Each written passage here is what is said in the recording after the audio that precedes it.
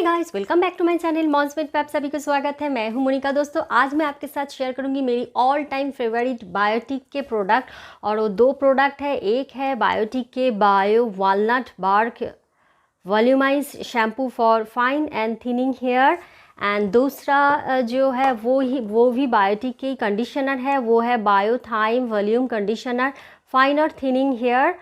और ये दोनों प्रोडक्ट आप लोग देखिए मैंने कितना तक यूज़ कर लिया है। दोनों को एक साथ में मैंने यूज़ करना शुरू किया है। दोनों ही आपके बालों के लिए बहुत ही अच्छा, ख़ास करके इस सीज़न के लिए, क्योंकि देखिए अब चल रहा है, मतलब शुरू हो गया है रेनी सीज़न, यानी बरसात की मौसम आ गया है। इस टाइम क्या होता है, आपके बालों में बाल झड़ जाता है ज़्यादा, बालों में इचीनेस आता है, डैंड्रफ की प्रॉब्लम आता है, और उसके साथ साथ आपके फंगल इन्फेक्शन के भी चांसेस रहता है, जो इन दोनों प्रोडक्ट में उस सारे चीज़ों को ख़त्म करने के लिए इंग्रेडिएंट है। दोनों ही मेरा बहुत फेवरेट है, मैं बहुत दिनों से यूज़ कर रही हूँ। और इसके जो शैम्पू के क्वांटिटी है 190 ml और इसके प्राइस 159। इसके अमेज़न और नाइका और पर्पल इस सारे जगह में अवेलेबल है, और इसके प्राइस इधर उधर होता है, इसलिए मैं प्रॉपर प्राइस अभी नहीं बोल पाऊँगी। आपको इससे कम दामों में मिल जाएगी। और ये 150 के है, 180 ml की इसकी क्वांटिटी है। ये भी इन सारे वेबसाइट में आपको मिल जाएगी। आपके अगर हेयर बहुत ही रफ है, शाइन नहीं है, तो इसके लिए भी ये दोनों बहुत ही ये शैम्पू और कंडीशनर बहुत ही अच्छी तरह से काम करेगी।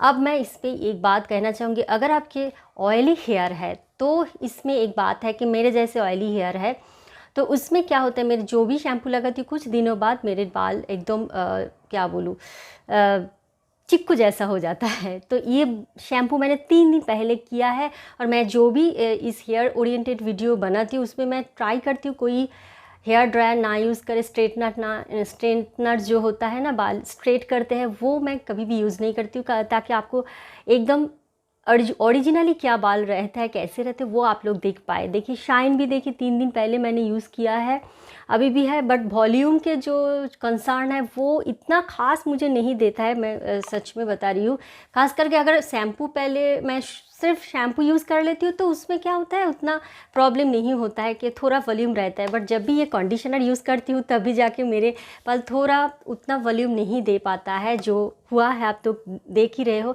बट शाइन तो बहुत ही अच्छी तरह से रहता है, बाल बहुत ही अच्छा मैनेजेबल रहता है। जिनके ड्राई हेयर है उनके लिए तो ये कंडीशनर बहुत ही अच्छा रहेगी।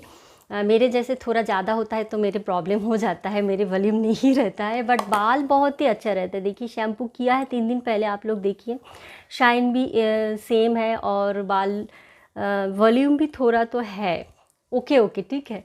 ये सच्ची मैं बता रही हूँ, क्योंकि मैंने कहा है, पहले भी कहा, आज भी कह रही हूँ कि मैं ऑनेस्ट रिव्यू देना पसंद करती हूँ, तो वही बहुत ज़्यादा वॉल्यूम मुझे नहीं मिला है अभी तक, बट बहुत दिनों से यूज़ कर रही हूँ। और इसमें एक बात कहूँगी कि अगर आपके ऑयली हेयर है मेरे जैसा, मैं एक बार यूज़ करके आपको शैम्पू छोड़ना नहीं है।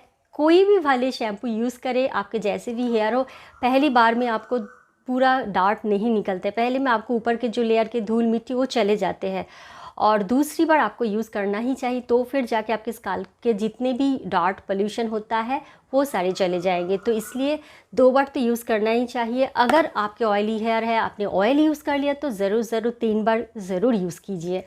और इसमें भी और एक टिप्स मैं आप लोगों को देना चाहूँगी कि अगर आप लोग ये शैम्पू यूज़ कर रहे हैं तो उसको थोड़ा टाइम दीजिए, ऐसे लगा के छोड़ पानी से नहीं धोना है, 3-4 मिनट एटलीस्ट आपको रखना है, फिर जाके धोना है। नहीं तो ये जो इंग्रेडिएंट वो जा नहीं पाएगी आपके रूट तक, नहीं जाके आपको कोई काम में नहीं आएगी, सिर्फ धो के चले जाएंगे।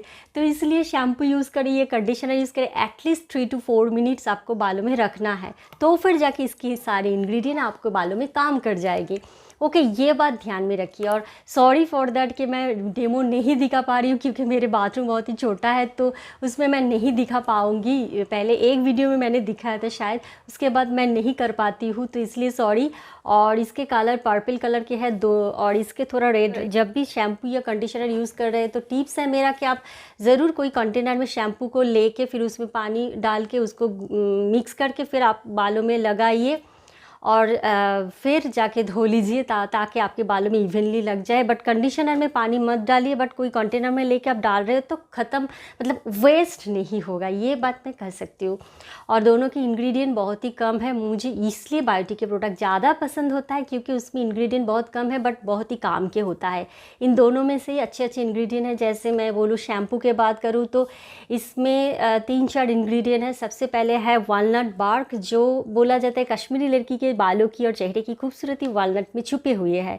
तो ये बहुत ही आपको बालों को स्ट्रेंथन करता है, आपके बालों में शाइन देता है, सिल्की करता है, तो बहुत ही अच्छा एक इंग्रेडिएंट है। और तो आंवला भी आपके बालों के लिए बहुत काम की है। आंवला आपके बालों में बहुत ही मतलब आपके डैंड्रफ की प्रॉब्लम हटाता है, स्काल्प को नरिश करता है, बहुत ही अच्छा एक इंग्रेडिएंट आंवला है। और इसके साथ साथ इसमें है भृंगराज, जो मुझे बहुत पसंद है, सदियों से ये यूज़ होते आ रहे हैं। और भृंगराज जो है ये आपके डैंड्रफ की अगर प्रॉब्लम है, आपके बालों में मतलब प्रीमैच्योर ग्रे हेयर हो रहा है तो उसको रोकने में बहुत ही अच्छी तरह से काम करता है। इसमें प्रोटीन है आपके बालों के लिए जो चाहिए, और बालों में शाइन देने में भी काम करता है, थिकनेस बढ़ाने में भी बहुत काम करता है, हेयर फॉल को रोकता है। तो भृंगराज बहुत ही अच्छा एक इंग्रेडिएंट है।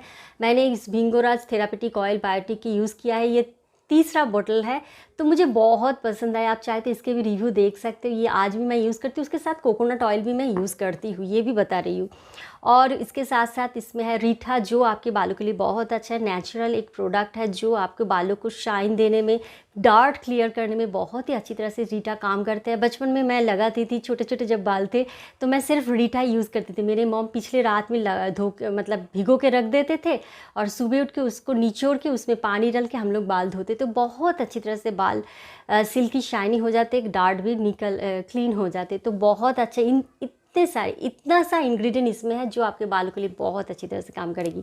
इसके बाद है ये जो कंडीशनर, ये भी आपके बालों के लिए अच्छा है बट इसमें ज़्यादा ऑयल है। आपके अगर ऑयली हेयर है तो थोड़ा ऑयल हो सकता है, और इसलिए मैं बता रही हूँ। इसमें थाइम जो है बहुत ही अच्छा एक इंग्रेडिएंट है जो आपके इस सीज़न के लिए, खास करके रेनी सीज़न के लिए बहुत अच्छा है, क्योंकि इसमें anti septic property, anti fungal properties है, एस्ट्रिंजेंट प्रॉपर्टीज़ है जो आपको बालों को इचनेस ये सब से दूर करेगी। आपके इसमें सनफ्लावर ऑयल है, इसमें पुदीना ऑयल है, तो आपके बालों के लिए जो बहुत ही अच्छा है। दारू हरिद्रा है, इस खासियत इसलिए है, ये कंडीशनर अलग ही एक मात्रा पाते हैं, क्योंकि इसमें ये आप स्काल्प में लगा के पूरे एकदम एंड तक यूज़ कर सकते हैं, जो हर कंडीशनर में आप यूज़ नहीं कर पाते। आप यहाँ से लेके एंड तक यूज़ करते हैं, बट इसको आप स्काल्प पे लगाइए।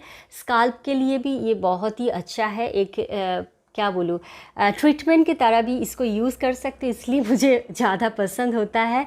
और बालों के लिए तो बहुत ही अच्छा है, शाइन भी करेगी, सॉफ्ट करेगी, खुशबू तो बहुत ही माइंड ब्लोइंग मुझे जो लगता है, मैं वही बता रही हूँ। आपको शायद ना पसंद आए, जिसको हर्बल प्रोडक्ट के एसेंस मतलब खुशबू पसंद नहीं आता है तो शायद उनको पसंद ना भी आ सकते, बट मुझे बहुत ही पसंद है।